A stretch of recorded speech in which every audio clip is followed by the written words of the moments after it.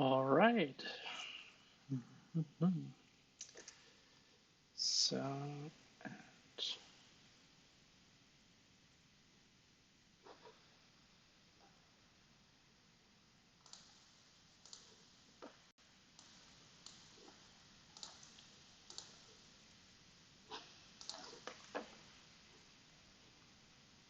that sounds good. That is everything prepared. Nice, nice, nice. Good. Okay. Hey everyone. Long time no see. I knew free day it took me, and today I want to make another small session about how I develop in Flutter. And maybe if you missed the first two parts, I tried to make them in German so far. Today I want to try to do my tutorials a bit more in English, which could be quite a challenging time. So if my second language is English will bother you, just shut down the stream. Okay. So where have we been the last time? We set up a login page, and I maybe should also start the device, right? Go to the AVD manager, start it. And as long as it's starting up, we can take a small look around our application, what we have done so far. So we created, not in the Android folder, that would be bad, but we created a main Dart file that contains a material app with a title, theme data, in that color is set it. We have all that nice little template text from Flutter itself. And as you can see, we created a login page widget that we gave a title inside, in that case, a new login page title. So, and if we jump right into it, we tried right away to create two functions, if you remember. That was one with handle sign in with email, which would take an email address and a password and should directly sign in against Firebase. And we tried to handle sign in via the Google sign in. So if a user is going to our login page, he has the opportunity to log in against Google. So, and what we have then still created was like a build function inside our login page, which is a stateful widget in that case. So it contains a state, in that case our title. We have here our Google sign-in, the authentication from Firebase out, and a form key. And yeah, so, and inside of our build function from the login page itself, more or less, we have created this to-do can be removed, I think. We created quite some code here. So we created a scaffold which contains an app bar and a body. And in that body, we want to show some stuff. We created like this children with padding and everything. So what we have is a column. And what I maybe will do is if I see something like that, let me check. We have here the email. The column is straight away for all four eventually. That's quite a lot of stuff that is happening inside, which is okay for now. What I want to do is create variables for that because this is our, oh, will it always take everything? Okay, let's see. I wanted to just take out that padding. Yeah, sounds good. And out of that, I want to create an email address. And maybe we can do that final because it will not change anymore. And now I should maybe write that correctly. Rename address. So, and I see I don't have Karnak on, so I will also create that one. Sorry for that. And that you also see my keyboard shortcuts. So if I press now Control A, you will see it down here, which should become handy. Okay, so we have our email address, and I think we should do the same for the password in that case. So stop it. Why is it always taking so much? Yeah, that's much better. Cool. That is the password field, and here's still a scaffold. We can sort that a bit nicely. And our last one should be, well, it's not only the, we have two buttons right now. Okay, that's quite a lot, but good for us. So we take also that padding for now, which would be the login login button. Cool. So we make that final for now. This one too. And we order that a bit better and have that down here. So the good thing is now our scaffold from the column looks much nicer and cleaner. And that makes a lot of brings us some benefits. So we can jump inside. We know, okay, all what is inside here is related to the email address field. So we can change that however we want to. And maybe it's a good idea that we just take the form field, but I'm not sure with that. We have to think about, maybe I can check here for the cookbook from Flutter. I found that nice little web page here, Flutter Dev Docs cookbook.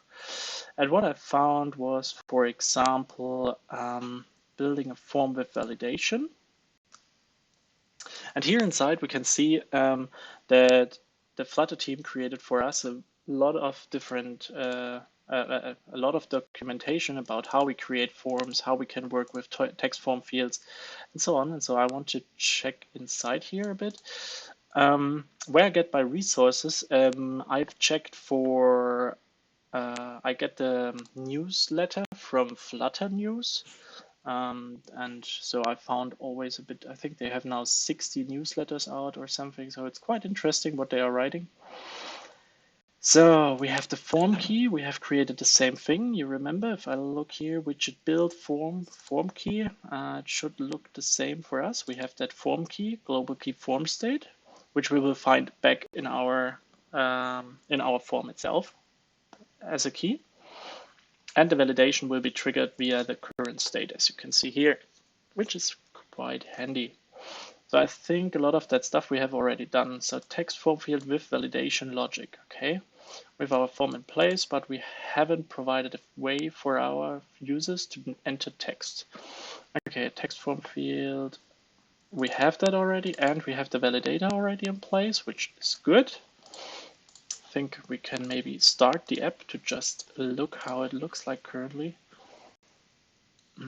Because I think with that from key current state validate, we already check if the data are valid or not. Yeah. Just a second. Let's see how it turns up in that case. Create a button to validate and submit the form. Okay, we validate the form scaffold of context. This is how we create a snack bar. This is also nice. So raised button in their case. A raised button should look a bit differently compared to that what we had.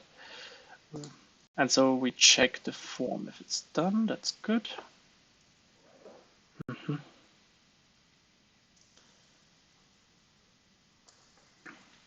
Okay, so we can try that for now. Sorry for that. My PC is very slow.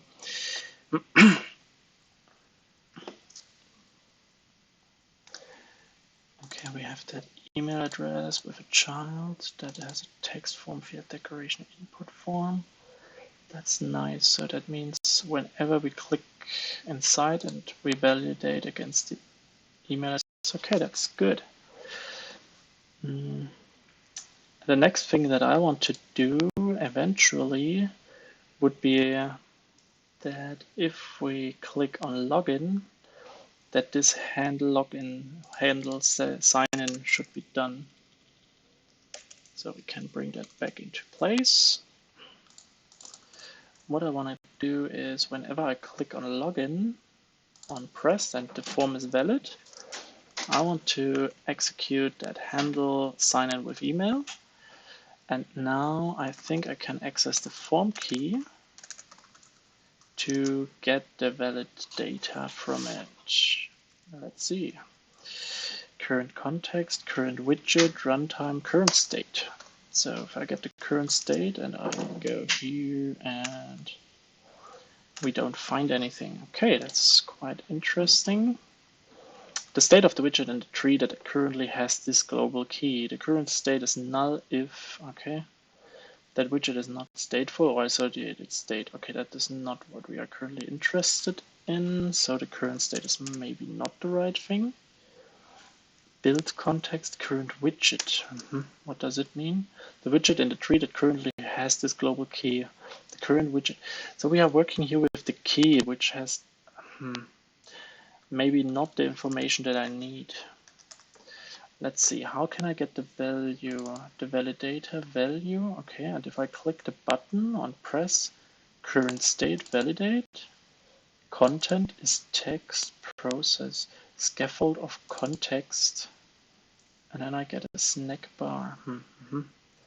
But how do I read data from it? That would be very interesting. Create and start a text field, focus on a text field, handling changes to a text, retrieve the value of a text field. That sounds good.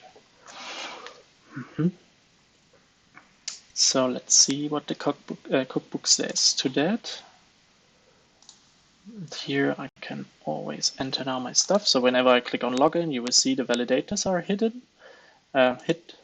got hit. And with that, we have the benefit that all the text messages that we enter here, like please enter a password or please enter a valid email, will be visible. Good. Unexpected error. Things are happening today. Just give me a second.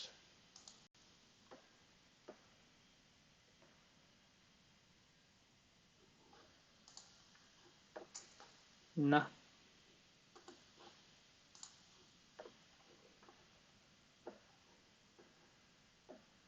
Here. Create a text editing control. Okay. That's something new for me. Supply the text editing control to a text field. Okay. Display the current value of a text field. Okay. Okay. So in order to retrieve the text a user has typed into a text field, we need to create a text editing controller. We will then supply the text editing controller to a text field in the next step. Once a text editing controller is supplied to a text field or text form field, we can use it to retrieve the text a user has typed into the text field. It is also important to dispose of the text editing controller when we are finished using it. This will ensure we discard any resources used by the object. Okay, good to know. My custom form state create state. Okay, good. This is just the widget itself. Create a text controller, we will use it. Okay, that means we create a text editing controller. Clean out the controller when the widget is disposed. Sounds interesting. Clean up the controller when the widget is disposed. This out in the next step. Okay, that means it seems that we need to have two controllers for us, email and password, I think. So let's create them. Or do we just need one controller to have both? I don't think so. Well, let's look a bit further. To work with. Now that we have a text to work with, we need to wire it up to a specific text field. To do this, we will supply the text editing controller to a text field or text form field as the controller property text form field. So what have we here? Floating action button tooltip with the icons text field. Content, builder, context, show dialog. That's weird. We have that my controller. That my controller is part of a padding text field. Okay. And the button, and it takes then the text out of that controller. Okay, as the content, whatever it tries to do here, but in that on pressed, we can then select the my controller, which will keep the data. Okay, so let's try this. So we go here and say my controller is text editor. Will be my controller, will be a text editing controller. Do I have to say new? No, should do the trick. Cool. So we would not tell it my controller, it would be more an email address controller. Just to be more specific, controller. And I think the other one will be a password at controller. And if we would do it perfectly fine, we would need also to create like, no, for the normal login, we don't need that. But okay, so we have an email address controller, and now we supply email address with that somehow. So that means I thought I've seen that there is like a controller in the text form field, of course. Sorry, means here we have the controller itself, which will be the email address controller. Now this one is wired up with one. And I think the same thing happened with the password. Just add that here. That will be a controller, password controller. And now the password field with the password controller is wired up with that one. And now they are acting and working together, as I assume. So that means if I'm going down to my login button at that place here, I can now access the stuff by calling the email controller dot text and get my information back that I want to receive. That's amazing. So what I can try is I add that into that print for now, just to see what happens. The same thing maybe for the password controller, just to see if everything works like we're expecting it. The print is printing it out here in the console, so that's very good for the Android Visual Studio, the Android Studio Code. In addition with the emulator. So what I can just make that small for now, that we can everything see here. And thanks to the hot reload, you can see reloaded 2 packages, and so I can enter here now something. Let me just do it like that, or let's give it a synonym. Cool. And if I go here to password, whoa, what happened? Okay, it seems that Android Studio tries to my smartphone here, that is just dummy, tries to disconnect my computer a bit. Canceling event, do no window focus.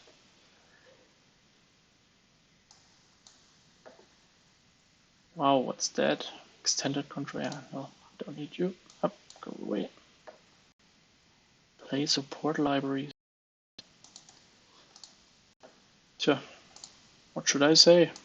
Doesn't work like I expected it. Sorry for that. Not my day today. Go back, please.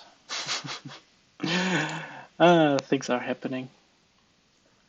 Good. Resolving. Let's see how long it take. Can I somehow? No. System UI isn't responding. Yeah, that's terrible. Okay. Let's see if it's now better.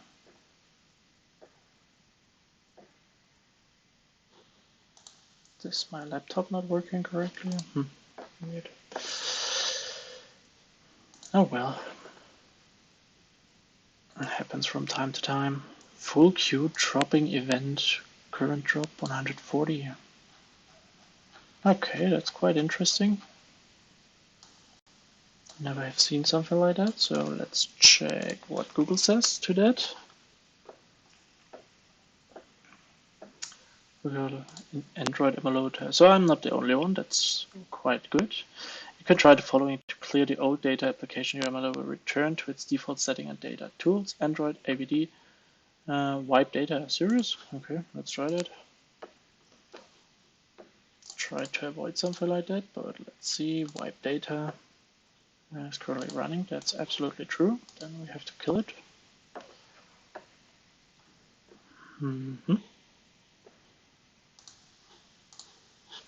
Gun, I think. Still not.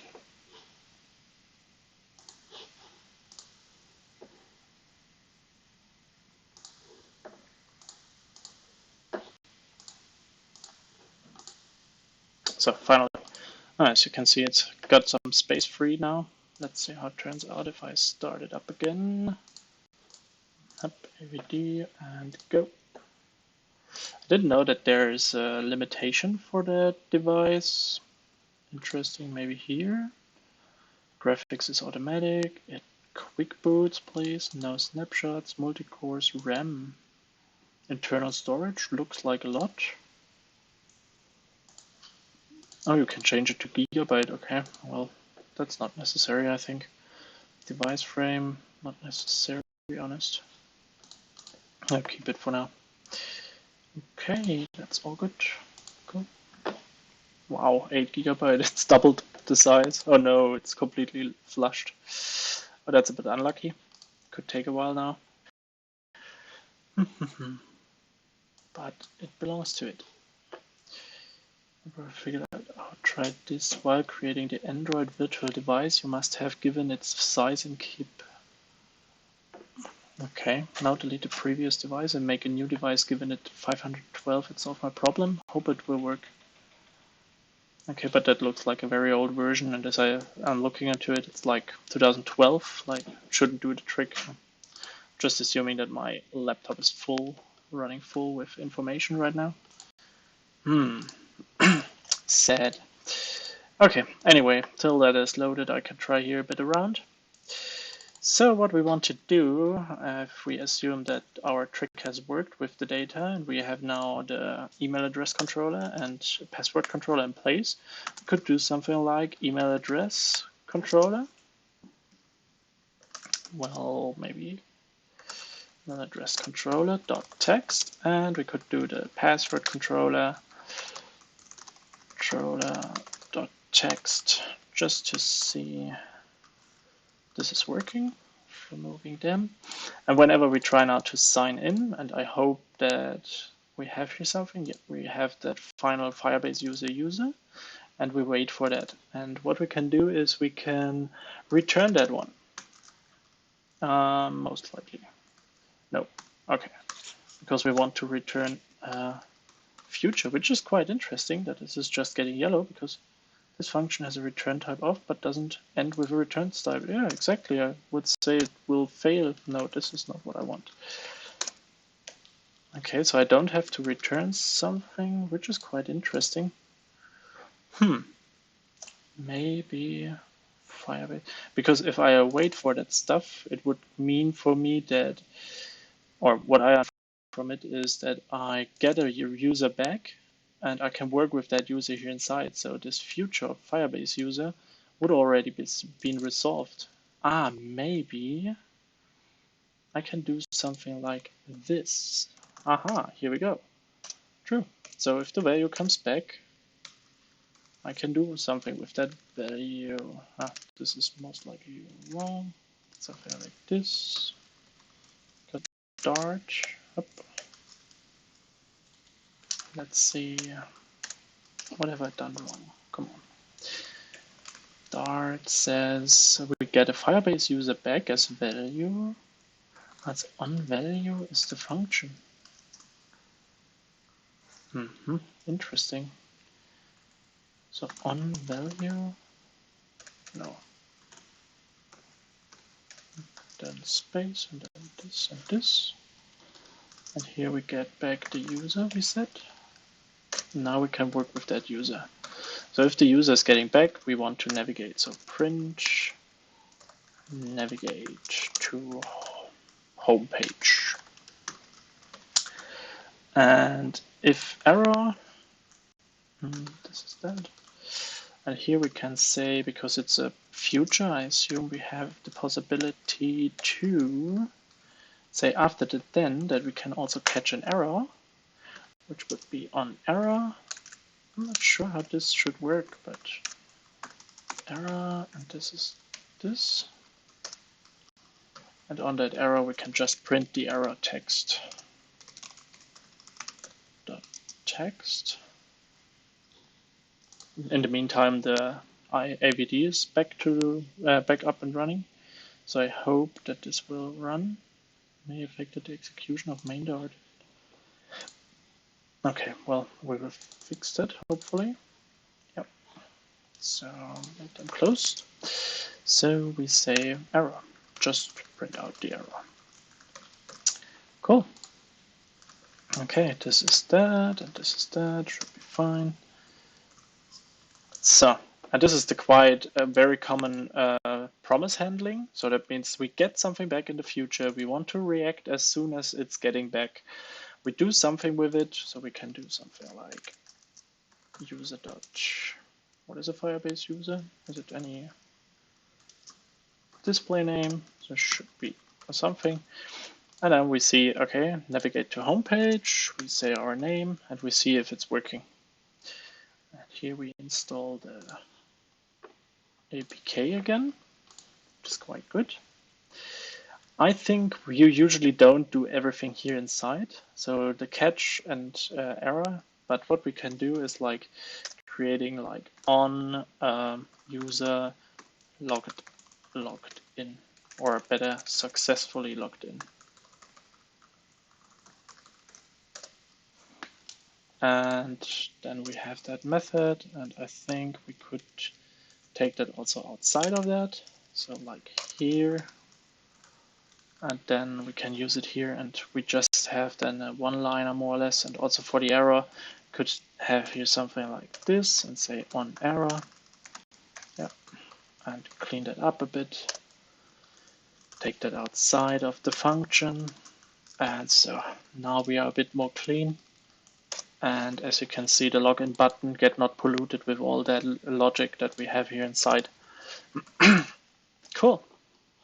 So our application is up and running. And what I hope will happen is that we get that on error. So we drop up here inside. That will be the good thing. So let's try that with a very common email address. Catch error. Oh, what happened? Ah, so better. Okay, so let's try that. This time I use the keyboard here, better not to be making any problems here. Sorry, there needs to be an @ sign. Here we go. Give them a test.de, and we swap and give a password like whatever, and say login. And as you can see, we have here something, Firebase out, platform exception, error invalid, the email address is badly formatted. Okay, which is okay because I added here a dot inside. So if I remove that and log in again, let's see what Firebase does now. Okay, much better. We get now the platform exception. I assume that I get that from this print here. And as you can see, there is no user record corresponding to this identifier. This user may have been deleted, which sounds plausible for me. So what we can do next is we can create that user just to give it a try if we can log in at all. So we go to Firebase console in that case. And what I will do is just creating a test user with test@test.de or something or .com, and give it a password which will be password. So very high secure as always. So let's switch to a better app. Oh, I have to log in, it'll take a while. Okay, that's bad. So I have to shortly bring you to pause. I'm sorry for that.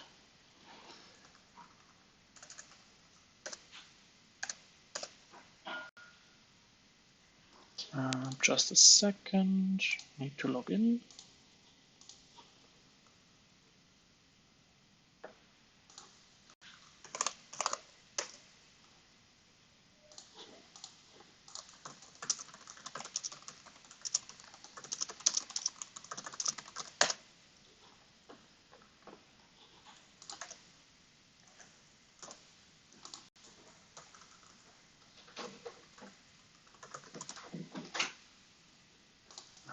Here we go. Here we have that.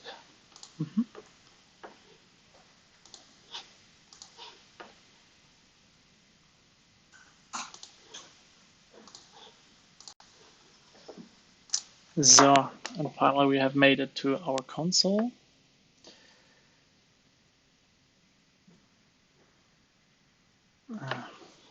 Still loading. The internet connection is not the best here, so sorry for that.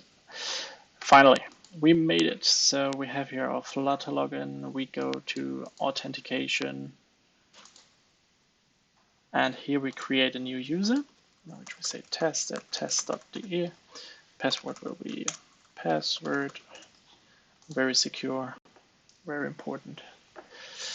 And as you can see, our my Gmail account has been connected, which comes from here. So whenever we click here up there, as you know, we get that verification of void.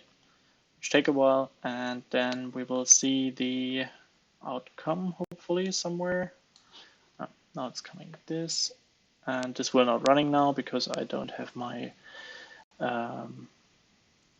ID here on the phone because we wiped the data seconds ago, and it's very slow today. I'm very sorry for that.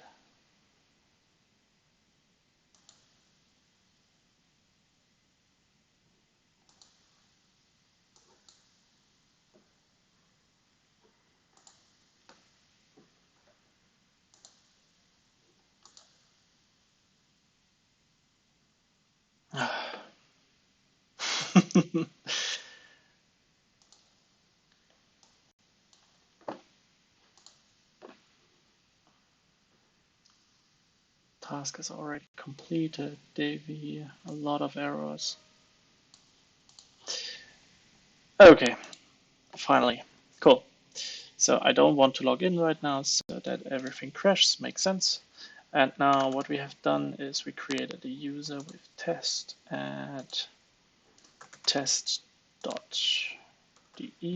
and the password was password. And I say login.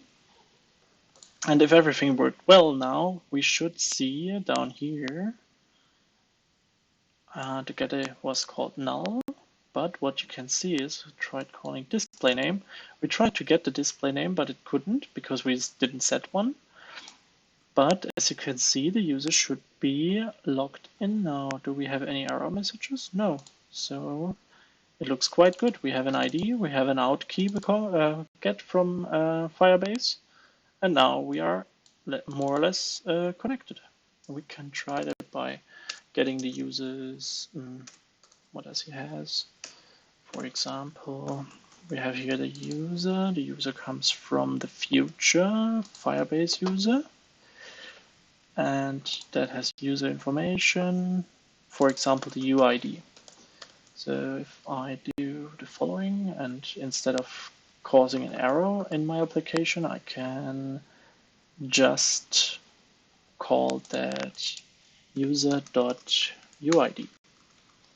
And what's quite interesting because I thought it's hard, it needs to be known which type is here inside. I'm a bit confused that it don't understand that this needs to be a Firebase user.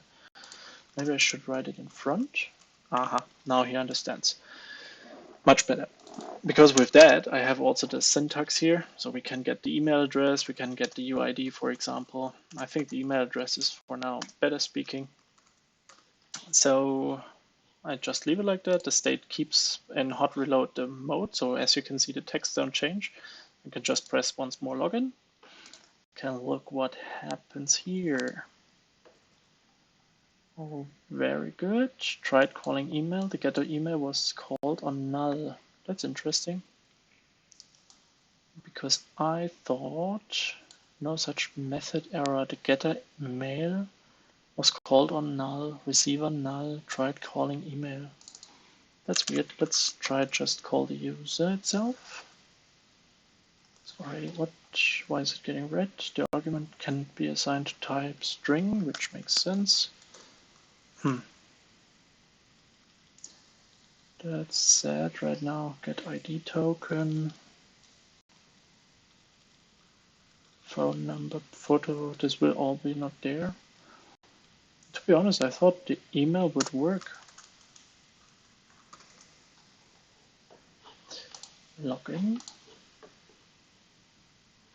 Weird. What happens if I just execute the user itself? The user itself can be done by our nice little trick with that. We don't need the trailing commas. Cool. So what happens if I log in now? Navigate to a homepage, null. So we don't have a user. It's not really there, even if we see it here. Maybe this is the problem, that we don't return the stuff. Maybe we should return this user. And maybe...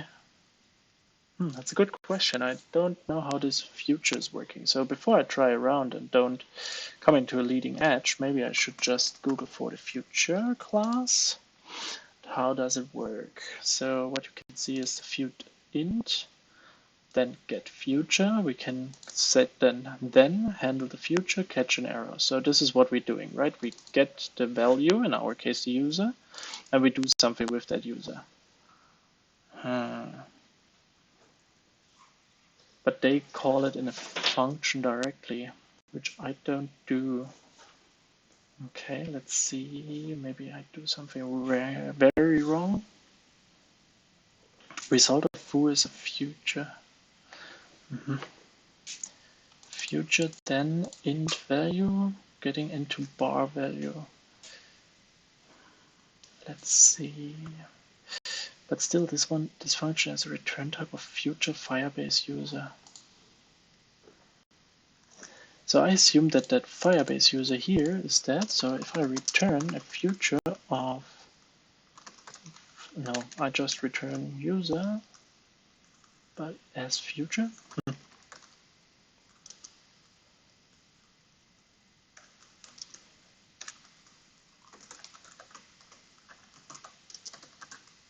Nah, that makes no sense what I'm doing here. I cannot new future of user. I mean, like it was written here, that was, where has it been? Successor future, then int value, get future, foo, here, the new future of foo, and foo is the function that returns at the end. So the argument type cannot be assigned to the parameter future of. Huh. That's weird. Maybe I have to go a bit lower. Future constructor properties method s stream timeout when complete to string do while any. Okay, that's interesting. Handle value. Maybe the thing is I shouldn't return this. Maybe I should also don't wait for it. Maybe I just should return that. Because this will return me a future Firebase user. Yeah, let's do it this way. It sounds reasonable. There's also how all the errors are called, like error invalid.